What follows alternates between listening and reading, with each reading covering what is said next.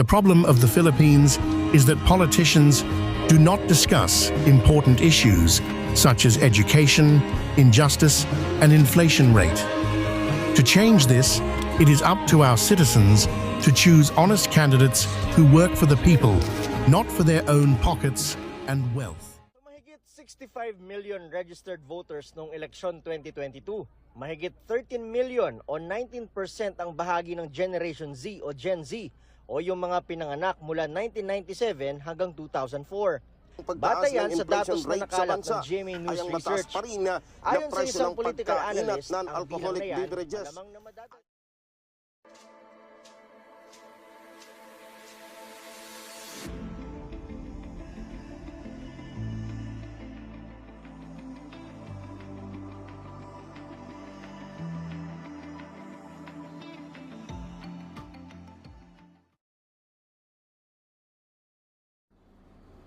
Behind every Filipino face lies a story. Tales of dreams, fears, and perspectives about the politics of our nation. Here, every vote is like a seed of hope. Yet it does not always bear the fruit of justice. In this documentary, we will not just observe the government from afar. We will draw closer, listen, and approach with humility. With every question we ask, we will open a window into the thoughts of the common citizen, their emotions, aspirations, and grievances. For the true essence of politics is not seen in palaces, but heard in the voices of the people. My name is Elaine de la Cruz Julio from BSLM 1A. I am Sinaifan Mangonalapos from BSLM 1A. My name is Lord Grace Jessamine Waidala Iras from BSLM 1A. I'm Brenda Santos from BSLM 1A. My name is John Lester Emiambao from BSLM 1A. Hello, I'm Cherilyn Divital from BSLM 1A. Good day everyone, my name is Jean Dungo from BSLM 1A. My name is Samantha Jane Almondo from BSLM 1A. My name is Jackie May Dugay from BSLM 1A. Your vote counts, and voice matters. According to the Philippine Center for Investigative Journalism, fake news significantly impacted the 2016 Philippine presidential election, potentially influencing political discourse and public opinions. Fake news spread misinformation, causing fear and loss of trust in the media. To protect ourselves from misinformation, it is important to be more critical in consuming information online, spread media literacy, and develop critical thinking skills to combat misinformation. According to Emerlinda Roman, the president of the University of the Philippines in 2009, the country needs the most is to trust the public institution. Hence, as a Filipino people, I still believe that there is still hope in our country. There is still room for improvements as long as our government officials prioritize the needs of the people instead of having their personal feelings. Additionally, instead of having a division of allies inside the government, working together will earn the trust of the people and eventually follow the laws and policies that the government has provided them. Although these social issues cannot be fully eradicated, the government has the power to create plans and make projects that will eventually lessen the burden of the Filipino people. Leadership doesn't have to be top-down. It can emerge from small actions in communities. It's about breaking the cycle of underestimating youth's potential and instead providing mentorship, resources, and platforms for their voices to be heard. Empowering Filipinos youth starts with trust and genuine beliefs in their ability to create change. Young people thrive when they are given opportunities to lead and make decisions that matter, not just token rules. The author of the University of People stated that preserving and valuing heritage, culture, and history is essential for all of us in understanding ourselves and the world around us.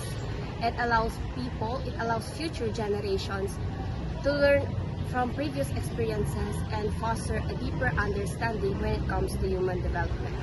Preserving cultural and historical assets also contributes to a stronger, more cohesive society that celebrates shared values and promotes respect for difference. According to the multidisciplinary surveyors, historical and cultural preservation is more than just about the maintenance of historical buildings. It also involves the protection of artifacts and celebrating cultural diversity. By preserving our heritage, governments and communities can create a safe and enriched environment. Additionally, according to the U.S. Embassy in the Philippines, preserving cultural heritage strengthens our connection from the past, fosters unity, a sense of belonging, and national pride. According to an article entitled On Both Sides of the Hyphen, Exploring the Filipino-American Identity by Tuazon et al., being a Filipino doesn't just mean being born in the Philippines, can speak Tagalog, or having Filipino characteristics. It means being hospitable, family-oriented, polite, respectful, and having faith in God. Based on Civica, a European university of social studies says that fake news can influence opinion, can alter the organic processes of public opinion formation, and can shape behavior from voting to taking stances on different public issues. According to the student of Bachelor of Science in Accountancy from Polytechnic University of the Philippines, from the beautiful island, warm-hearted individual, there are countless reasons to be proud of being a Filipino. First and foremost, our culture, that's something truly to be proud of. The Philippines is known for its variant celebration, delicious cuisine, and also our strong family values.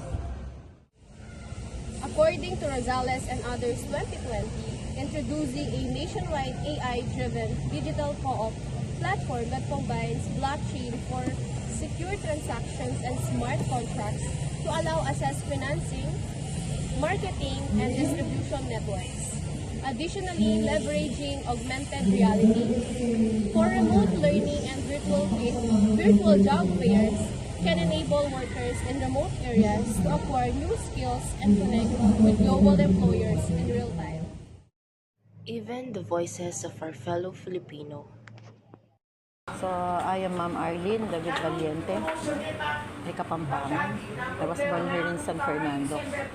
No? I am 62 years old, a senior citizen, no? A seasoned teacher here in Pampanga High School, Social Studies Department. I'm teaching grade 9 economics. Okay, so I'm handling grade 9 third year high school. So maybe 2 school years from now I will be retiring. Okay, so I have 4 children. What makes you proud to be a Filipino? Oh, I am very much proud to be a Filipino. In fact, I don't even want to go to other countries for planning to change my citizenship. I love my own, no? I am proud to be a Filipino. I love the Philippines. I love the culture. I love the Filipinos, our national heroes, our heroes, everything about the Philippines. What does being a Filipino mean to you? Being a Filipino, first thing is that if you were born in the Philippines and you have parents, both parents are Filipinos, you are a Filipino, okay? So by law, you are a Filipino by heart if you really love the country, the culture, everything in the Philippines, okay? So what makes me proud to be a Filipino? Well, it's in the blood. It's in the blood. No, you love it because it's in the blood. Pwedeng mag-change po maldo nung malyari. What can you suggest as a solution for addressing poverty and economic inequality? Poverty and economic Inequality. inequality. So, parang sinabi na natin na kasi biblical lang kahirapan. No? Biblical lang kahirapan. Ang Panginoon Diyos mismo, God said that in the last days, magiging mahirap ang buhay, matindi ang kahirapan. And God will not lie. No? Kasi siya lumalang lahat. He's the Creator.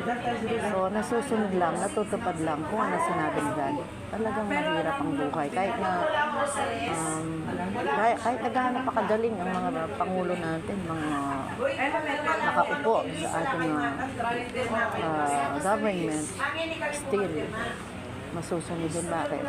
Kasi nga, in the last days, magiging makasarili, no? Magiging matakaw. Yung mga tao, puro pera. So, siguro yung problema doon is yung puso na nilalamon ng kanilang mga pangarap sa buhay, diba? So, yung honesty, political will, no? Yung to serve God, to serve the people, yun. Kaya nagkakaroon ng inequality. Tapos idamay mo pa yung mga kalamidad na nangyayari sa Pilipinas na nature, hindi naman natin makokontrol yan. Isang dahilan kaya minsan naghihirap, yung mga farmers hirap kasi nga kalamidad, you cannot control that. So, reality kasi, reality. How can we promote youth empowerment and leadership among voters? How can we promote? Okay, so the best way and the best training ground is in the basic education.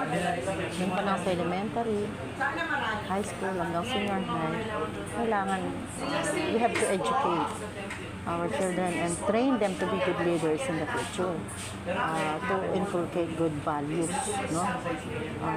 Train them to be good leaders. Yung Filipino values, no? Hindi yung pag tinanong mo yung mga bata ngayon, gusto kong pumunta ng Amerika, gusto kong pumunta sa ibang bansa, sa Japan. So, how can they serve our country kung yung pangarap nila sa ibang bansa?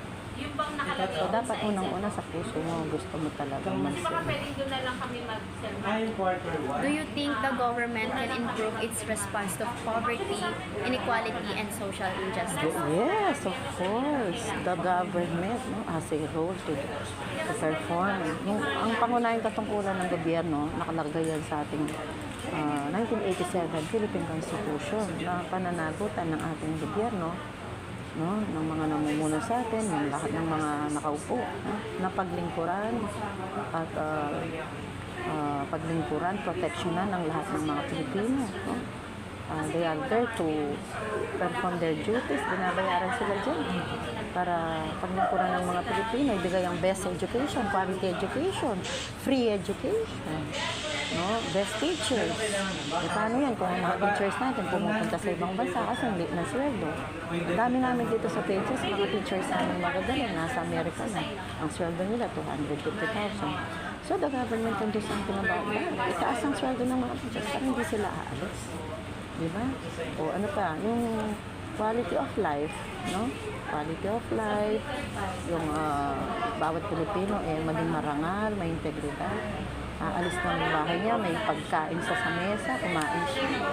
No? Hindi kawawa ang mga Pilipino, lalo na yung mga kabataan kasi they are the future of this land. Sabi nga ni Dr. Rizal, totoo yun. Silang future. Ang problema kung hindi gagampanan ng gobyerno ang tungkulin para itong mga pag-asa ng bayan nito diba, kailangan ibigay ng gobyerno. Dapat walang politika, walang corruption. Can you suggest a solution for addressing poverty and economic inequality? Okay. Solution for economic inequality saka addressing poverty. Okay, so all Filipinos must be given the chance to be employed. Yung tipong pagka-graduate niya, may trabaho na agad. Kasi pag may trabaho siya, hindi siya magugutom, hindi magugutom ang pamilya niya. Hindi yung ang dami nilang nag-aagawan sa isang trabaho, ang dami natin guys. So number one is for the government to provide jobs, no? Para sa ating mga graduates. To provide quality education para sa kabataan. Free education para walang kabataang mangmang. Walang kabataang nasa daan, street, no? Street children, walang kabataang kawawa na nilimos. The government must make sure na lahat kayo nag-aaral at lahat kayo may trabaho. Siguro, yun nga, yung bukod doon, yung turuan ng mga Pilipino na maging self-reliant at saka yung instead na nagkikipagtrabaho, empleyado sila naman ang magpatrabaho. More on investment, more on ano tawag dito, yung industry, yung sila naman ang magkaroon ng mga negosyo. Tingnan mo yung mga Chinese, no? Yumaman sila dito, ang negosyo. Sana mga Pilipino naman ang yumaman, yung entrepreneurship. Yun ang suggestion ko. Tapos yung mga walang puhunan, tulungan sila, bigyan sila ng puhunan kapag simula sila ng negosyo. Next question. What improvements would you prioritize if you are in the position of a leader? If I am in the position of a leader, what are my priorities? To improve. Number one, peace and order. No? Kasi pagka ang bansa may kapayapaan, walang bangayan, walang away-away, mismo mga leaders din nag-aaway, nagmumura, no? So everything is all okay. They can work productively kasi they work as a team. Hindi maganda kasi yung away-away sila, no? Then another priority siguro is yun nga, dahil nasabi ko, more jobs for the people, quality education, free education, tsaka yung health. Importante yung health kasi sa ibang bansa, kahit cancer, nagagamot na nila eh. No? So, bigyan sana ng priority yung health natin, yung libre kang magpagamot, no? Mabubuhay ka pa kahit cancer ang sakit. No? Bigyan nila ng priority yung libreng medical benefits sa mga Pilipino at saka improve nila yung mga ospital. Tapos yung mga farmers para magmura naman yung bigas natin at matulungan ng may hirap na farmers. Tulungan ng mga farmers na mag-isip sila ng programa para sa mga farmers.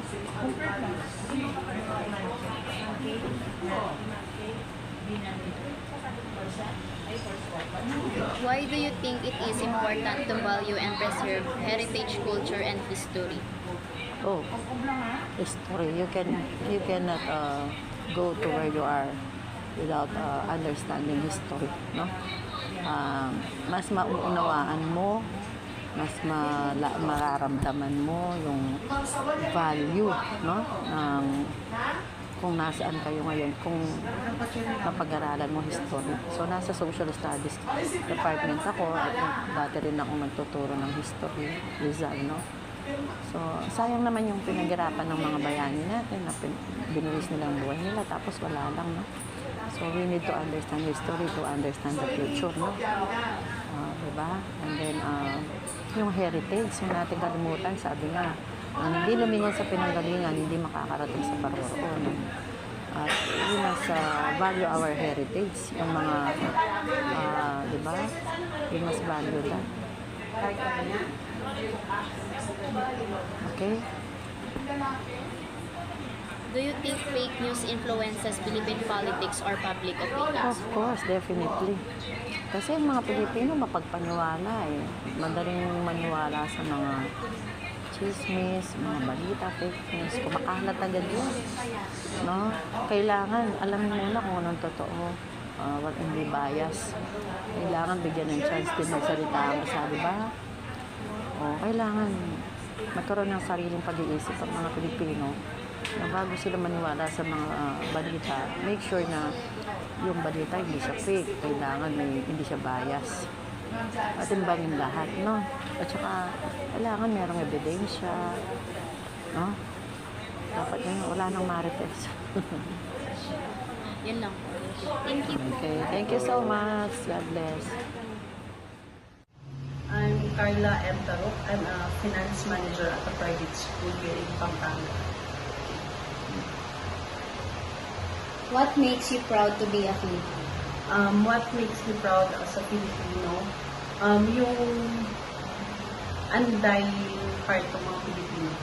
Yung kahit gano'ng kahirap yung isang bagay, gano'ng kahirap yung isang problema, gagawa at gagawa sila ng paraan para maitawid kung ano man yung problema na yun. Being a Filipino means loving my family more. What can you suggest as a solution for addressing poverty and economic inequality? For me kasi, maraming mga tao na hindi nabibigyan ng chances kasi mas parang they are requiring higher level ng study nila. Parang dapat nakapagtapos na sila ng ganito bago sila makapasok sa isang minimum wage earner na work na kaya namang gawin kahit hindi ka college grad. So parang yung mga tao na yon, ang sinusort na lang nila is mag-abroad para na lang kumita. Unlike kung bibigyan mo sila ng opportunity dito, mas lalaki yung ano nila. How can we promote youth empowerment and leadership among Filipinos? Siguro mas maganda kung at a young age. Actually, mas maganda yung yung ginagawa ng ibang companies, ibang institutions na yung hinahayaan nilang yung mga bata, yung nagtitake over ng ng mga ginagawa nila, na parang they are giving chances para sa mga bata, na at least bata pa lang sila na na-orient na sila sa ganung klaseng work. Do you think the government can improve its response to poverty, inequality, and social injustice? Pwede naman, basta itabi nila yung sarili nila. What improvements would you prioritize if you are in the position of a leader? Siguro, yung parang, okay naman yung mga batas natin. Parang andyan naman sila. Siguro higpitan sa pag-implement. Na wala siyang, hindi porket kakilala mo to, hahayaan mo na lang, hindi porket kamag-anak mo to, parang ito tolerate mo. Parang, all rules, all laws apply to all. Wala siyang tinitignan kung ano yung status mo sa buhay. Why do you think it is important to value and preserve heritage, culture, and history? Kasi yun yung saan tayo doon tayo nag-start. So, for example, yung language na lang natin as Kapampangan. Medyo nawawala na siya sa mga bata ngayon kasi hindi na nila naririnig. Parang masyado tayong na-influensyahan ng iba. Parang mas maganda kung for example, Kapampangan ako, mas dapat nagsasalita ako as Kapampangan. Kasi paano ko siya ipopromote sa iba kung ako mismo ko siya alam. Do you think fake news influences Philippine politics or public opinion? Yeah, super. So, minsan kasi mas, lalo na sa YouTube, sa Facebook, lalo na yung mga medyo may edad na hindi katulad natin na medyo bata pa na pag kinlik na yung site na yun, hindi na nila titignan kung legit ba yung site, mas naniniwala sila na parang mas naniniwala sila sa mga yun compared mo sa reality na nakikita mo. Good morning po. Morning. Please introduce yourself po. Ipakilala niyo po yung Ako nga si former Barangay Captain Reynaldo David. ano po yung kasalukuyan niyo pong ginagawa? Sa ngayon, wala. Dito ako lagi. Start na po tayo dito. Una po, ano ang pinagmamalaki mo bilang isang Pilipino po?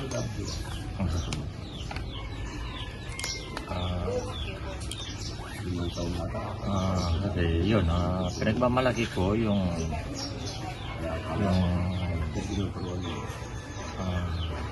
bilang Pilipino,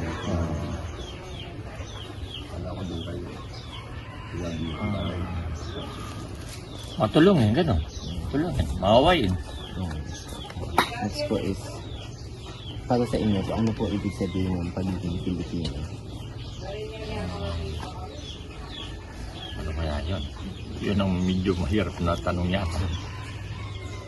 Ulitin mo nga. Para sa inyo po, ano po ibig sabihin ng pagiging Pilipino?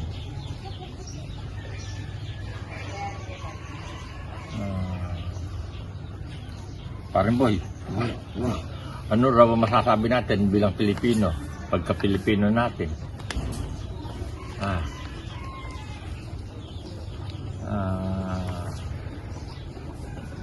Hindi naman tayo dito. Hindi naman tayo bilang Pilipino. Hindi, bilang Pilipino, yun tapat.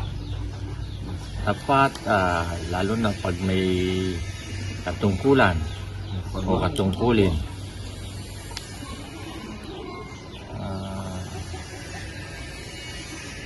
At ang Pilipino, may sariling paninindigan. Next po is, ano ang maaari mong imungkahi bilang isang solusyon sa pagtugon sa kahirapan at hindi pagkapantay-pantay sa ekonomiya?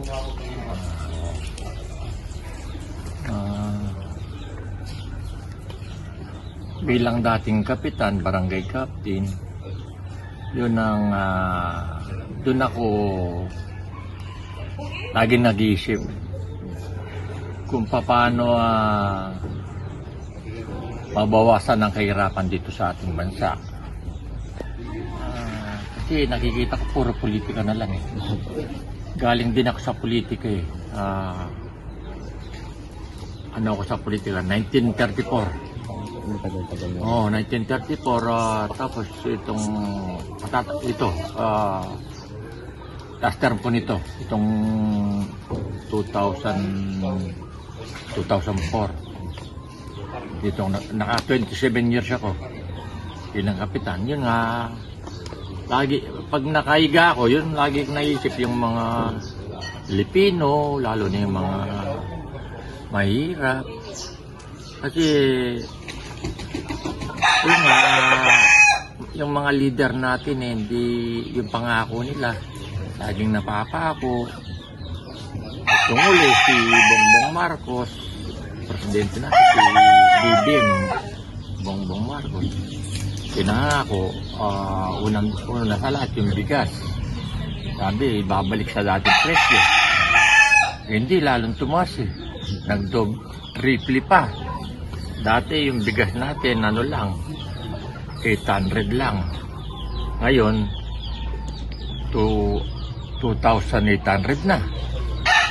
Kasi yung doble. Kaya yun ang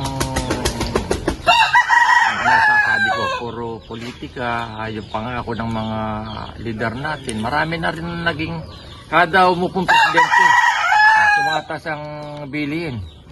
E paano yung walang trabaho? Lalong nahihirapan. Yun. Pindot ka mo. Paano, sa tingin niyo po, paano natin maisusulong ang empowerment o yung at pamumuno ng kabataan sa mga Pilipino?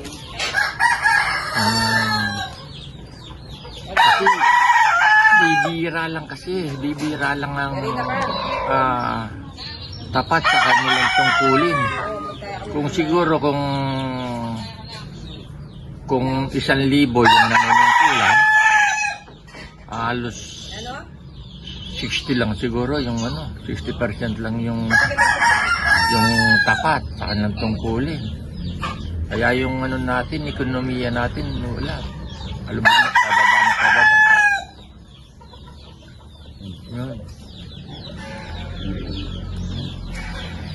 Sa palagay niyo po, mapapabuti ba ng pamahalaan ang pagtugon nito sa kahirapan at hindi pagkapantay-pantay at kawalan ng hustisya sa lipunan?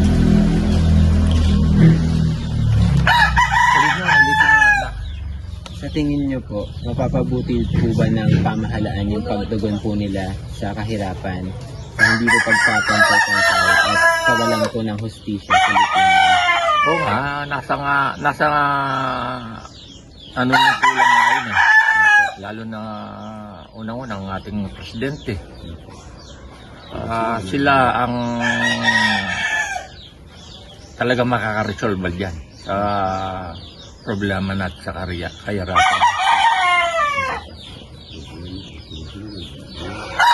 Ano yung mga pagpapahusay ang uunahin mo kung ikaw ay nasa posisyon ng isang pinuno? Unang-una yung pangkabuhayan tulad ng mga magsasaka. Yan, priority ko yan.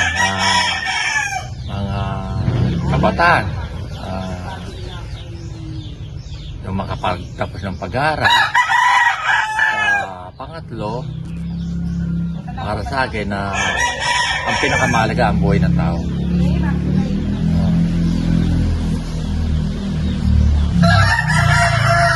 Bakit po sa palagay nyo mahalagang pahalagahan at pangalagaan ang pamana, kultura at kasaysayan? Natural lang. Dapat yung pinagmanaan mo, pag malasakitan mo, kumbaga,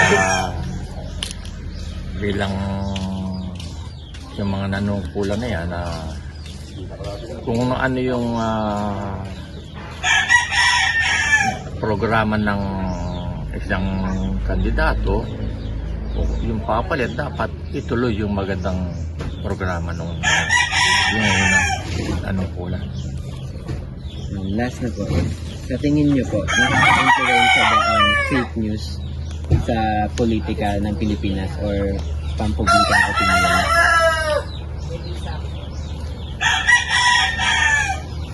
Ulitin mo anak, ulitin mo. Yung sa tingin nyo po ba nakaka-influensya yung fake news sa politika? Meron din na madaling maniwala. Kasi yun nga, kaya lumilitaw niya mga fake news na yan na yung sa atin sobrang politika na. Hindi na maganda, sobrang ng politika na. Hindi na masasabi. Yun lang. Maraming salamat. Hi, my name is Jindar Medina Baratbat, 17 years old and studying at Pampanga High School. I say I'm proud to be a Filipino because of our ability to find joy even in toughest times, and whether it's our rich traditions and, we can forget the unique smile of the beautiful Filipino people. Like I said, it means embracing our beautiful culture and standing strong for our values. Say focus more on the quality of education, grow the economy, fair wages for the Filipino people. I'll say we can help the youth by giving them meaningful feedback to gain their confidence. I'll say improving the 4-piece programs can significantly affect the poverty and the inequality to reach more family in extreme poor areas. Number 1 is education. Next is the free healthcare, and the last one is the job creation. It's essential because it keeps our identity alive, and it inspires our future generations to keep pride of who we are.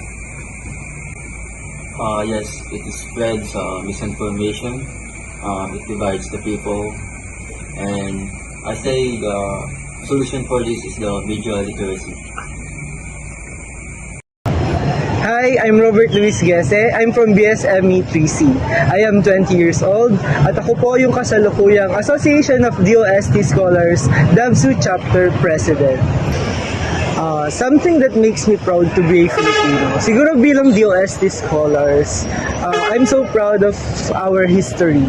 Kung paano nakipaglaban ng ating mga bayani for our independence. So just like sa kasalukuyang panahon na the youth are fighting for what is right. So binabago nila yung sistema. And they are trying to do what our ancestors did sa pakikipaglaban sa mga mananakop. Hindi man lang sa physical, pero pati na rin sa dulot ng globalisasyon. As a DOST scholar, we live up to the name as Pag-asa ng Bayan or the Scholar para sa Bayan. So bilang Pilipino, gusto ko hindi lang kaming mga scholar, ang kayang magtaguyod sa bansa. What solutions can I suggest? Siguro unang-unang dapat masolusyonan is our government. No? The politics that happens sa bansa natin. Kasi masyado nilang ginagawang personal yung mga bagay-bagay na instead of nagbibigay sila ng serbisyo para sa mga tao, inuuna nila yung mga pansariling interest nila. So dun muna sana siguro tayo unang mag-start. Choose wise leaders or leaders that have true passion in serving the country. Baguhin ang sistema para mabago ang buhay ng masa. Siguro para ma-promote natin yung youth leadership and para ma-improve ang kapabilidad ng mga bata is let them handle things, no? Hindi lang sa mga school organizations, pati na rin sa mga barangay like our Sangguniang Kabataan, and let them lead the way they want to be. Kung paano nilang gustong maging yung lipunan, no? Yung dream nila para sa bayan. I believe that there's a lot of room to improve sa ating government. The only problem is the competence of our leaders on how to use the resources properly na pwedeng gamitin para ma-improve ang masolusyonan ang poverty sa bansa. If I was given the opportunity to be a leader ng bansa, I would like to promote the good governance at saka voters education. Kasi yun yung kulang sa atin, sa mga Pilipino. Yung kaalaman sa tamang pagboto. Sometimes kasi mas inuuna nila yung mga sikat instead of sa mga taong tunay na makakatulong sa bansa. It is our responsibility to promote and preserve the Philippine culture, the history, and our heritage because it symbolizes us being a Filipino. This is our national identity. Ako pala ay Robert M. Gese, 48 years old. Ortilano manibat niyang since birth, hanapin. Mga 10 years, magmaranglen na ako. O ito.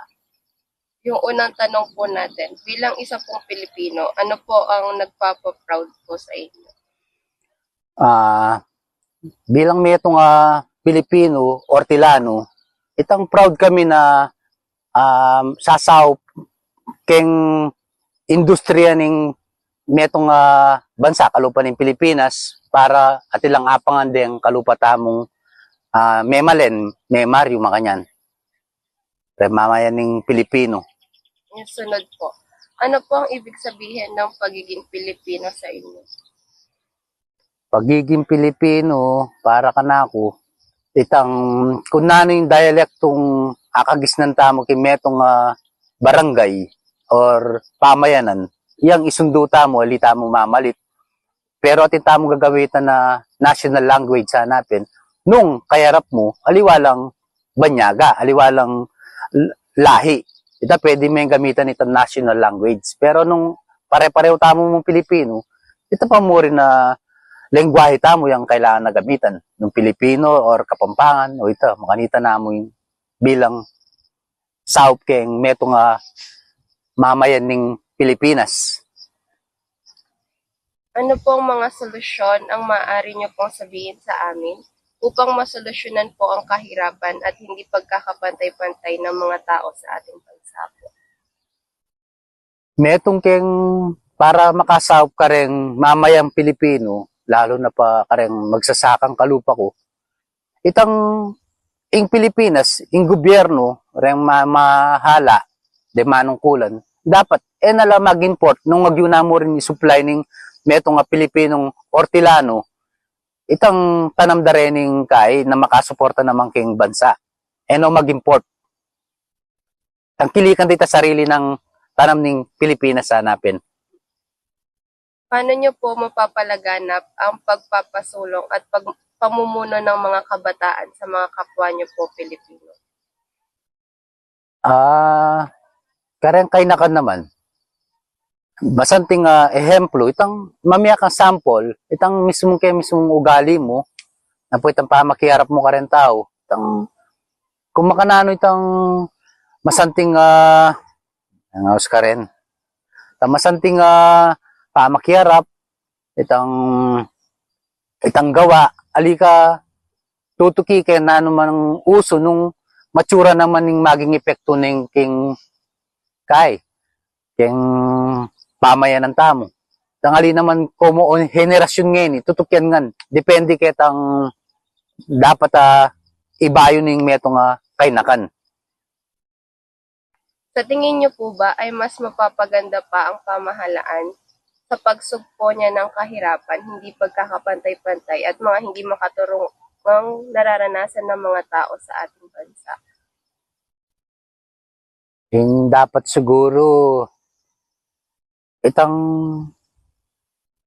bisan metong lareng Pilipino at ang tangkilikan dapin tang sariling atin hanapin.